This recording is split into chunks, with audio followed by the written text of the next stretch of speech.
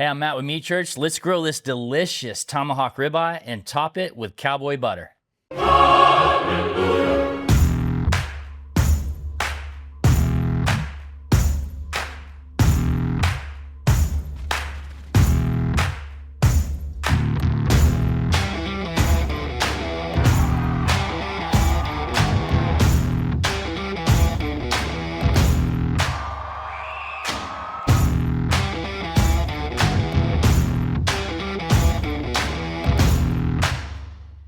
Well, today we're gonna grill my absolute favorite steak. We eat steak in this house at least 2 nights a week. We'd probably eat it even more if I didn't mind spending that much money. But today we're cooking my favorite steak, which is a tomahawk ribeye. I love the presentation of it. Definitely something we do when you want the wow factor for your party that you're serving.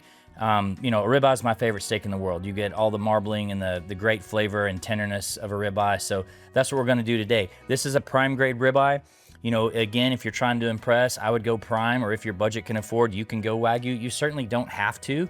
I cook lots of choice steaks, so I always tell people, cook whatever, your budget can handle. But if this is like a special occasion, then I'm trying to go nicer if I can. But cook, whatever you like. This certainly can apply to any cut of steak, and it doesn't have to be bone in if it's a ribeye. But I like the flavor of the meat being cooked on the bone. I like the presentation, so that's why we're doing what we're doing today. And on this channel, we've done sous vide steaks, we've done reverse seared steaks, but I just don't think you can beat cooking over a live fire and the technique it takes to get that done. So today, we're gonna season this up. I'm gonna tell you a lot of tips along the way to help you deliver the most fantastic taste, so it's not just about throwing the meat on the grill and getting it to your desired temperature. So let's jump in. First things first, we need to see if it needs any trim. Full disclosure, we had the butcher do this for us, so there's not a lot to do. But I will tell you that all of this right here is pretty worthless. So you can leave it on to cook if you want. I'm gonna go ahead and take it off. And while I'm doing that, I'll tell you what I've done to the steak so far. This has been sitting out at room temperature for a couple of hours. So I'm just removing this excess. Now, this is a tomahawk ribeye. If it had a much shorter bone, it would be considered a cowboy ribeye, but it's actually the same thing, just less bone on it. But one of my first tips I'm gonna give you, leave the steak out at room temperature. People often say, leave the steak on your counter and let it come up to room temperature. That's actually not properly said, because that would take too long. And by the time it came up to 70 inside your house or whatever the temperature is, it probably would have been sitting out for hours and not be super safe. But I like to let it sit out for a couple hours, and we've made sure this steak is nice and dry. When you're trying to sear something, you need it to be dry. The second way to really dry that out is to season it and let it sit for a while. Sometimes I like to salt my steaks, give them a dry brine. I'm not doing that today. We're gonna accomplish the same thing with our seasoning. And if you're a Meat Church customer, I do want to cover my favorite steak seasonings just so that you're aware. Holy Cow, definitely our OG. It's salt, pepper, garlic. It's big, coarse pepper, 16 mesh pepper. This, to me, is steakhouse seasoning, and that's what we're gonna do today. That's my favorite. The current #1 for steak, I would say, within our audience is our Blanco. Salt, pepper, onion, garlic, a little bit of butter, much more fine grain than Holy Cow. If anyone in your household doesn't like pepper forward, you might wanna try Blanco. And the last option would be Holy Gospel. Holy Gospel is a mixture of our Holy Cow mixed with our Gospel all-purpose barbecue rub, so it's got a little sweetness in it. I didn't used to believe in putting any sort of sugar on beef, but Grady Spears, really well-known cowboy cook in Fort Worth, Texas, showed me years ago, don't be afraid to put a little sugar on it, and it's actually great. Little story, I've told this on this channel before. One of my buddies used to grill steak for Christian McCaffrey after home games, and he did tomahawk ribeye with Holy Gospel. The whole McCaffrey family liked it, so that's when I kind of had my eyes open to that's definitely a thing. But I always say season with whatever you want to season with, whether it's our seasoning, you make your own, or you buy somebody else's, makes no difference to me. But what we're going to do is we are going to season this steak, and I'm going to let it sit a while. I honestly would not mind letting this sit on the counter for a couple hours instead of just sitting out like it did, if you want to do that. But I'm going to go fairly liberal. My favorite steak is 1.5 inches thick. I think 2 inches gets a little too thick. And then thicker than that, you're talking like prime rib style. And I love prime rib, but I'm trying to cook the perfect steak. Gonna make sure I get the ends, or the sides, I should say, because it's nice and thick and you want that flavor on there. So we're doing all sides, and I'm gonna walk away And I'm gonna let this salt in here pull out moisture, and it's really gonna help us with the crust that we develop on this steak. Let's jump into talking about cooking. And before we do that, we're cooking over here on my mill scale yakitori. It's just a charcoal grill, so you could be using any sort of charcoal grill, you know, that you want. But I want to take a second to talk about our charcoal. We've got lots of questions about it, so I could answer a couple things. I'm super excited about this, by the way. This is a premium product, and all I ask is that you cook with it once, and then you will know it's a premium product. I'm having this manufactured in Mexico, where I think the best charcoal in the world's manufactured. It's 100% hardwoods, the lump and the briquettes. It's made from mesquite, it's made from oak. And if you don't know how charcoal is made, I'll tell you a little bit about this. Charcoal farmers burn this down into lump, they bring it to a factory. I'm having this manufactured directly. I'm not buying this from another brand, and it's made by a very reputable factory, so this stuff is awesome, trust me. And if you're new, or you haven't been following us for 10 years, then you don't know that I was an ambassador of Big Green Egg for years. And this past week when we launched the charcoal, or actually 2 weeks ago, I was reminded that Kamado guys are charcoal nerds. They're a little bit passionate and honestly a little bit of know-it-alls. And so immediately we were getting comments about, oh, you're buying that from somebody else. There was even some negative comments like, you're selling out and just put your name on a brand. I don't need to do that. We're good. But as a company, I'm charged as the CEO to bring you guys premium products, and that's what this is. I was a charcoal nerd way before I got into pellet grills. In fact, I used to talk smack on pellet grills. Dial back to 2014, I was cooking on a stick burner and a Big Green Egg on my episode of Barbecue Pit Masters, and that's what made Big Green Egg approach us and want us to work with them.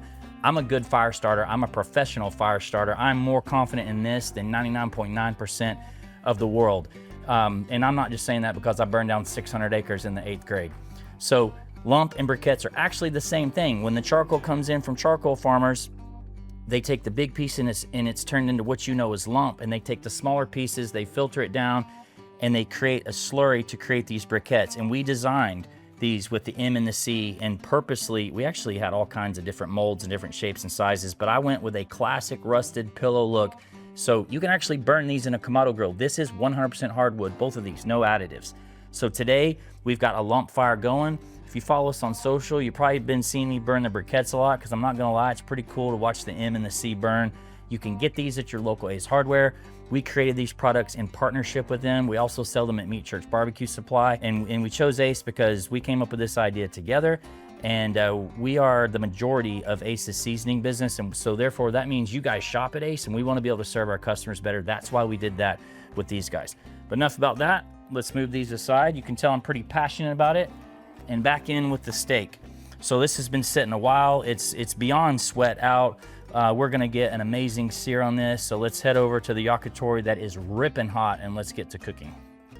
Good thing about cooking a tomahawk, you got a natural handle. So we've got this set up again with kind of a 2-zone fire. The charcoal goes to here, and then we've got a little open section. You got to grill with your senses. You don't have to have this grill. But what I want to do is I'm going to throw it down for a big sear. And then I'm gonna try to get, 2 minutes aside, but you gotta look at it and check it out. So what I'll do is then I will continually flip this steak so that it cooks evenly until I get the sear that I want. So the Maillard reaction, hitting that steak, giving you that char, that's where the flavor comes from in a steak. But I don't wanna overcook to where I burn it. There's a fine line between char and burn, and char is delicious. So you might be able to just flip it over and over until you get to your desired doneness. But if it's too hot, you're gonna have to do a couple things. One of two things. You're gonna have to raise this up, and if you don't have a grill you can raise up, then you need to move over to the cooler zone. So after you get the sear that you want, then you can move over here and just kind of let it roast, and it's not gonna burn and stuff like that. So you get to use a lot of your senses. That's what makes cooking the most fun to me. Okay, it's been about 90 seconds. Let's take a look. Woo, that looks good. Looks real good. See all the bubble in there? Starting to get kind of black over here on the fat. Delicious.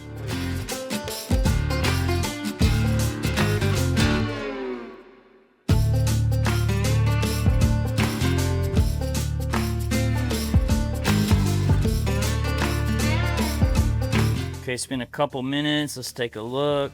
Woo! Gorgeous color. I'm okay, a little dark here where it's fat. That's gonna happen. No big deal. So I'm gonna flip it over, and basically I'm gonna keep cooking it directly as long as I think the color can take it, at which point I'll move over here. I like medium rare. That's 130 to 135, but when I'm cooking a steak, I'm pulling it in the 120 to 125. It'll continue to carry over cook. You got a ton of energy in all this heat. It's gonna keep pushing it. This burns hot, by the way. So, you know, cook it to your desired doneness. All right, it's looking gorgeous where I want. Let's head to the block. Just pulled the steak off. Let's whip up a little cowboy butter to put on top of that steak while it's resting. You can do it right when the steak is resting and just slather it across the steak, or you can make it in advance, roll it up in wax paper and keep it in your fridge and like cut it, you know, into, just into slices if you want. But we've got some butter that we've softened here, and the recipes are always below. Lead you to meatchurch.com. Some freshly minced garlic, some green onion, little parsley, red pepper flake, paprika, a little bit of chili, some thyme, Dijon mustard. Just mix this all up, easy peasy.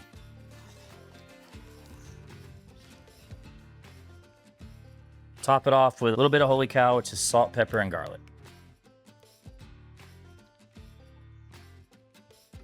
So I'm just slathering this on here, resting it in this. I always rest my steaks in a really good butter. And obviously this is gonna be really delicious. I like to let my steaks rest for at least 10 minutes. This, I understated, is a ripping hot fire. I actually didn't pull it as soon as I should have pulled it, I don't think, because it will carry over cook more than, say, like if you cooked on a Traeger at a set temperature, like 375, you would know it'd carry over cook like 5 degrees. This, I'm pretty sure, is gonna carry over cook more than that. We'll see when we pull it out, but I'm gonna let this, set for 10 minutes. That way, if you went and cut into it right away, you basically would have all these delicious juices pouring out of the steak, and you'd be, I always say, robbing yourself of that really delicious bite. So take the time to rest your steak. Butter's melted all over the steak. I've got my baked potato here that I actually loaded up with a bunch of this cowboy butter. You can't see that because I put sour cream on top and a bunch of chives, but let's kind of move that off to the side. And let's get in. So I usually will just follow the bone down to get started. Presentation wise, I'll end up using that normally when I serve. And with a lot of ribeyes, I will remove the cap first and cut it separately. In this case, I'm just gonna slice it all up. There wasn't like a real big fat seam, luckily, on this one, so I'm just gonna cut the whole thing up. But we cook steak all the time, like I mentioned earlier, and a lot of times what I will do is I kind of quit buying a steak for everybody, and I will buy a couple different steaks. Like I'll get a couple strips, a couple ribeyes, whether it's for the family or entertaining other people. And then I find a little pro tip: if you will cut it all up like this and put it on a big block, people actually take less than where if you give them their own steak. Kind of interesting. So save a little money, especially if you're buying nicer grade steaks. It's just a little tip that you can do. Get down here in the spinalis, the cap, my favorite part. If you're smart, then you just kind of take this and you set it aside for yourself. All right, we're gonna spin it all around here. Fan it out just a little bit. Put the bone up against it. Nice little presentation there. Nice medium rare, maybe on the bottom of medium, which the interesting thing in my house, my family eats different ways. I like rare, really, maybe top end of rare, bottom end of medium rare. My girls like medium, so it just kind of depends what you want. But I got a nice flaky sea salt here that has truffles in it that luckily my little brother Josh brought me back from France. We'll finish it with that. And then we're just gonna dig in here. Let's see, where am I going? I'm gonna go right here. I want a piece with a little fat. I like an appropriate level of fat on my steak, which means just a little bit. It's pretty dark here today, so I don't know how well you can see that because it's about to rain, but it is a nice little medium rare all the way down. You see nice sear on the sides and all this butter coming over it. Good Lord. For the people that were wondering about the charcoal, that was one of the hottest things I've ever grilled over. And the flavor, you ain't gonna be mad at it. Unbelievable. Man, this is why we eat this so often. Can't get enough steak. Thank God my family is a pile of carnivores in this house. But pair it with a baked potato, load it up, this amazing cowboy butter.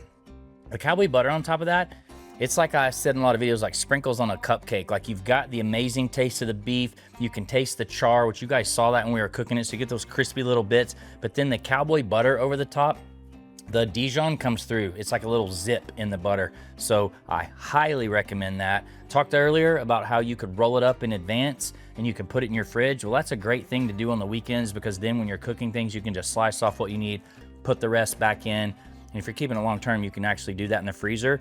I'm a fan of having multiple compound butters in your refrigerator and freezer.